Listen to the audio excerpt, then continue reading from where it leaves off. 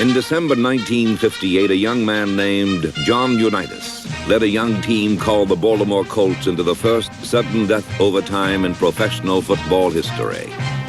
In a game which has since then been known as the greatest ever played, young Unitas drove the Colts to the powerful New York Giants 80 yards in 13 carefully selected plays.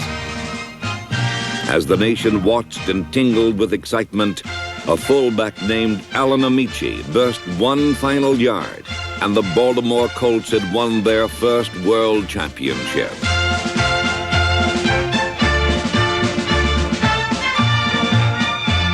Through the booming era of television, the legend grew as John Unitas threw more passes for more miles and more touchdowns than anyone else in football history. And in the process, the Baltimore Colts built the best record in pro football. But a decade of glory was concluded with a day of defeat, a day which will always exist in the memories of those who were witnesses. The game is over. The New York Jets are the world champions. They have upset the Baltimore Colts and beat them handily here today. Beating the Baltimore Colts 16-7 gives the AFL the first Super Bowl championship. They said it would be years before they play a close game, and they almost shut out the Colts today. Since that black day in Miami, the Baltimore Colts have had but one goal: to become once again the world champion Baltimore Colts. The march to Miami began in San Diego with some familiar faces in unfamiliar places. 11-year assistant Don McCafferty was starting his first season as head coach. 15-year quarterback John Unitas was starting his first game in the AFC. And 10-year halfback Tom Matty was striving to repeat as the league leader in combined rushing and receiving yardage. But Matty was injured, and one familiar face was lost for the season. The Baltimore defense, with Mike Curtis now established in the middle and a rededicated Bubba Smith crashing from outside, dominated quarterback John Hadle and the San Diego offense.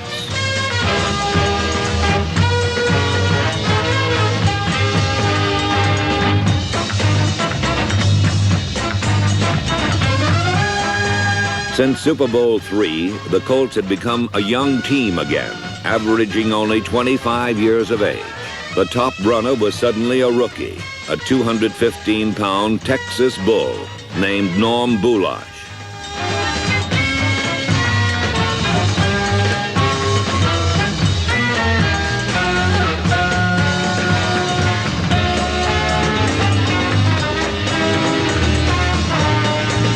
From the Pittsburgh Steelers came the flash and dash of number 87, outside man Roy Jefferson.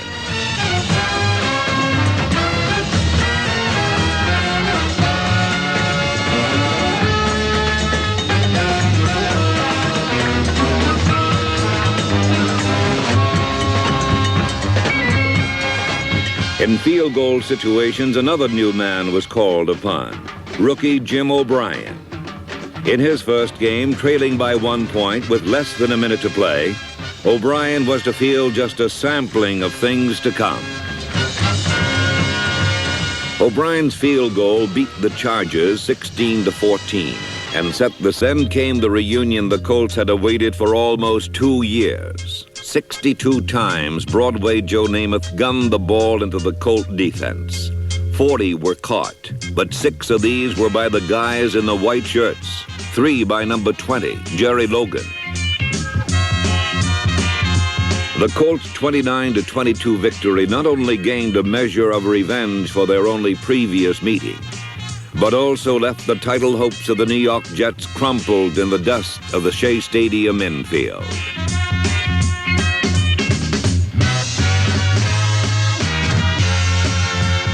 Back home the next week, the Colts turned their wrath to another guy named Joe. The last time they faced him, Joe Cap threw for 7 touchdowns. This time, Cap himself was touched down 7 times.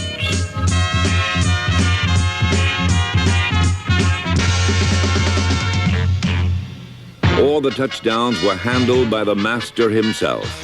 One to the rookie runner from Williams, Jack Maitland. one to 13-year veteran Jimmy Orr, and one to the man who is currently the principal tenant of Orrsville, Roy Jefferson. The Colts romped past Boston 27-3 and prepared to welcome former coach Don Shula and his fast-rising Miami Dolphins for the kind of match no one wanted to miss. In the first quarter, Ron Gardine got a flying start, took a punt on the dead run, and flashed 80 yards to complete the longest punt return of the pro season.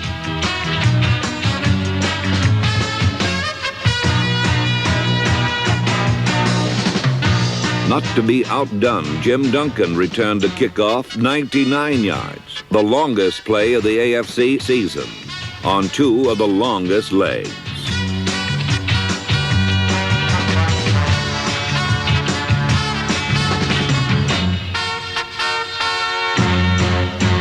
The Miami defense fared no better against John Unitas and the Baltimore offense. The Colts rolled on to their fifth consecutive victory as they walloped Miami 35-0 and opened up a two-game lead over the second-place Dolphins in the AFC East.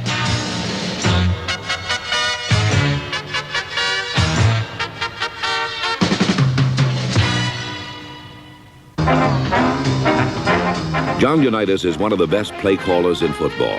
And in the first half of the season, innovative coach Don McCafferty always seemed to have a tricky new wrinkle ready for Unitas to call at the moment least expected. To open the second half of the season, McCafferty had prepared for the Green Bay Packers and another national television audience a few of the trickiest wrinkles of all.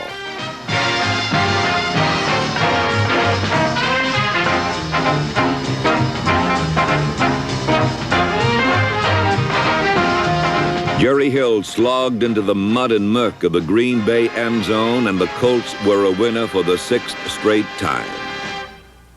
Back home against Buffalo, Rookie of the Year Dennis Shaw ran up a lead which had even the scoreboard blinking in disbelief. After resorting to some more tricky double dealing, the Colts finally tied the score in the third quarter on an end around to Eddie Hinton. But the game ended in a tie.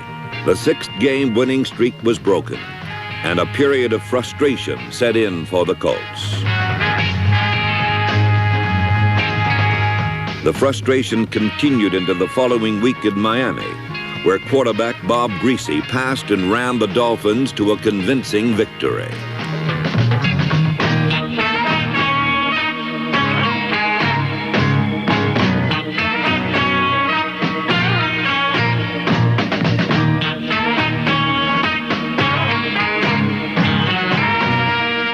Back home again, the gloom continued. John Unitas got off to one of his roughest starts, as his old friends, the Chicago Bears, came up with 5 interceptions, 3 of them setting up scores in the first 7 minutes. But Unitas kept firing. A catch by Sam Haverlack set up 1 touchdown. A one-hand grab by Eddie Hinton set up another. And a Roy Jefferson stretch brought the Colts within 3. In the final minutes, Pro Football's all-time quarterback found John Mackey, Pro Football's all-time tight end, and 3 weeks of frustration had finally ended, 21-20. The next week, a 30-mile-per-hour wind ripped apart the Baltimore Dirt Bowl, but even this could not deter the Colts' 50th consecutive home sellout. The usual 60,000-plus watched the Philadelphia Eagles battle fruitlessly against the elements and the Colts' resourceful defense.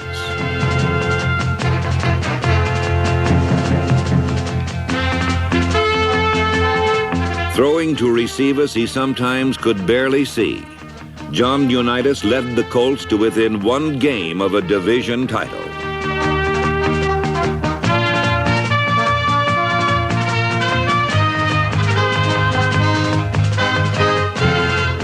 In Buffalo's War Memorial Stadium in the season's 13th week, John Unitas led the Colts across the tundra toward Miami. When Norm Boulash powered through the Bills and into the end zone for the winning touchdown, the Colts had their 10th victory 20-14, and were grateful to escape from Buffalo with the AFC's Eastern Division title.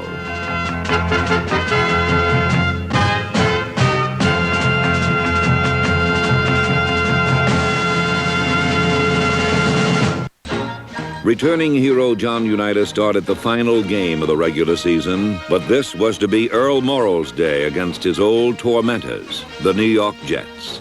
In 3/4 of a game, Morrall passed for 348 yards, 4 touchdowns, and a personally satisfying 35-20 victory.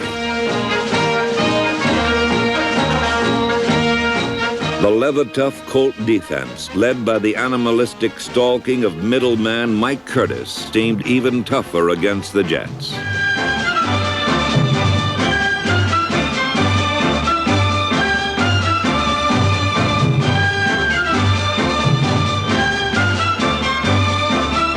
When Ted Hendricks blocked a punt and recovered it for a touchdown, the Colts' victory was assured, and with it, an 11-2-1 record, best in the AFC. This victory seemed to symbolize the 10 victories which preceded it, for every part of the team functioned nearly to perfection and proved itself ultimately tuned for the final drive to the Super Bowl. The big play special teams, the tough-hitting defense, and the super resourceful offense. All season long, the big plays of the Colts special teams began with Jim Duncan, the top kickoff returner in pro football, and a man whose stilt-like leg action whipped extra excitement into every Colts game.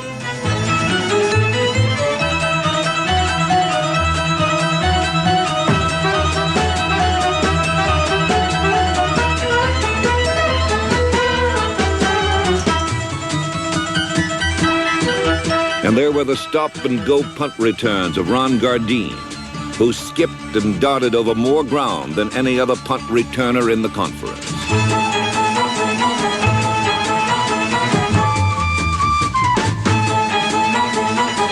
And the tough-hitting Colt defense was anchored all season by the 6'7" frame of All-Pro end Bubba Smith, and by his sidekick at tackle, Billy Ray Smith, playing his 12th and final pro season.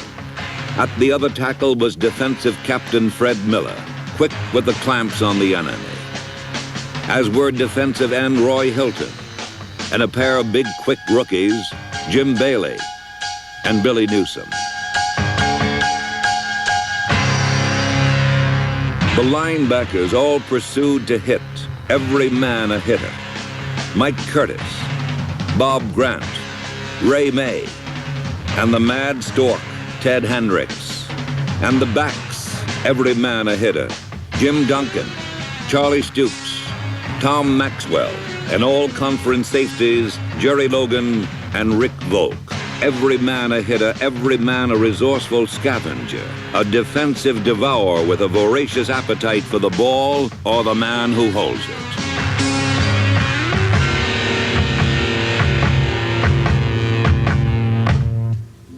The super resourceful Colt offense, without Tom Matty, had no proven runners to call upon.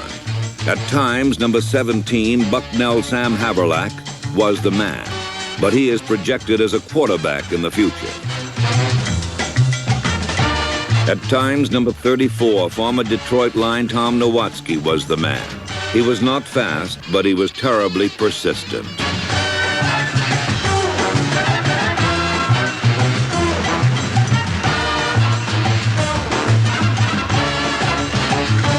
Most often, number 36, young Norm Boulash, was the man. For once he recovered from his rookie nerves, he became the kind of pro runner who will slash his way over, around, or through just about any obstacle which dares to stand in his path.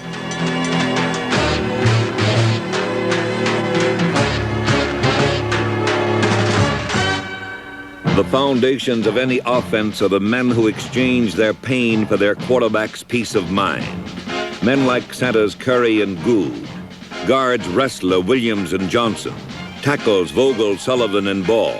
A burly blocker and receiver like number 88, tight end John Mackey, is also a comfort to a quarterback.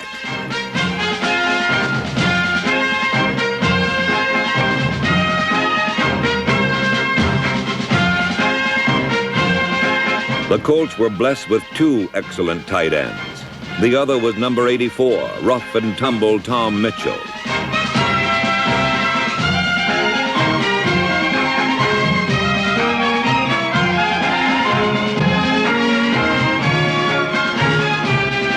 There were four excellent wide receivers. Number 28, Jimmy Orr. Number 27, Ray Perkins. And the Colts' new matched set of wide receivers, Roy Jefferson and Eddie Hinton. Together, they churned up more than 1,500 yards of spectacular offense.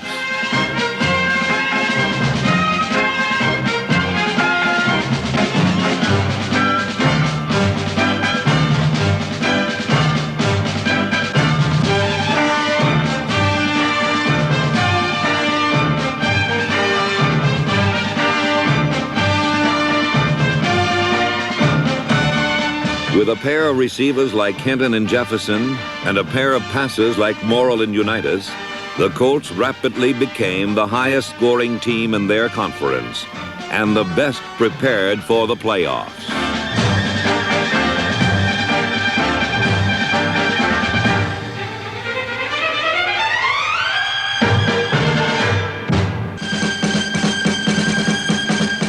On a cold and windy day after Christmas in Baltimore, the AFC's Eastern Division champion Baltimore Colts and their rookie coach were to begin their first postseason game since that black day in Miami 2 years before. They were finally to begin what they all had worked for, the playoffs, the chance to meet the red-hot Central Division champion Cincinnati Bengals of Paul Brown. Winners of 7 straight, but winners no more. The aggressive Colt defense shut out the Bengals, and Norm Boulash ate up the clock with 25 carries worth 116 yards, his best day as a pro.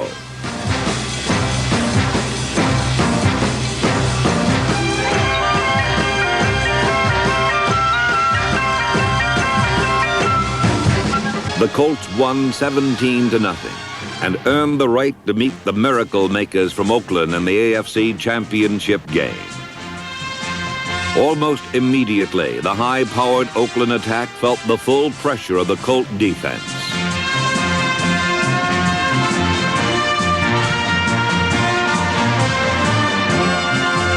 And almost immediately, the high-powered Oakland defense felt the full pressure of the Colt attack.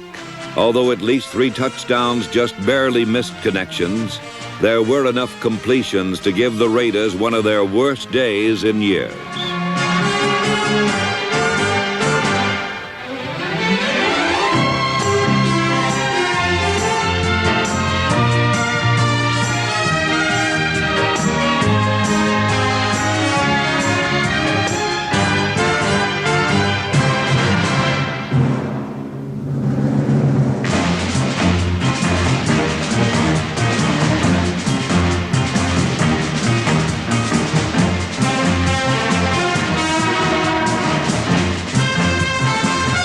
John Unitas kept the Raiders off balance with his running game.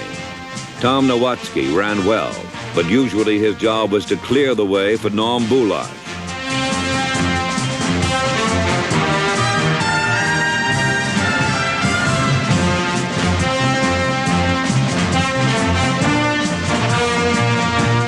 Baltimore defeated Oakland 27-17 and became the first champion of the American Football Conference.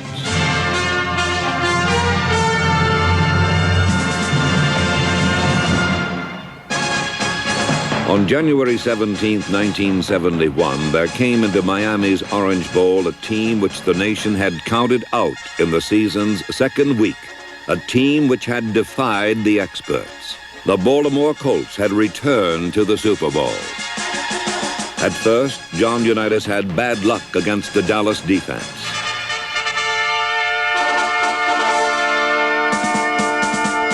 And then his luck changed.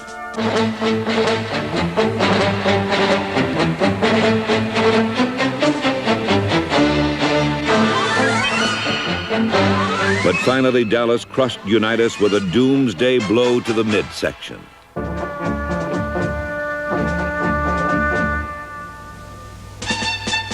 Earl Morrall took over at quarterback and immediately began to move the ball against the Cowboys.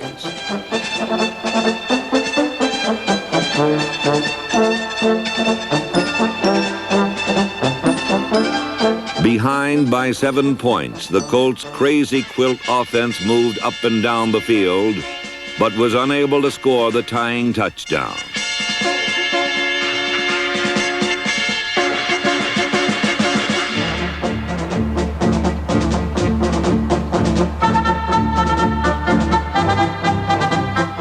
Finally, a fourth-quarter Craig Morton pass was deflected to Rick Volk, who set up a tie at 13-13. But it was what followed that decided the game.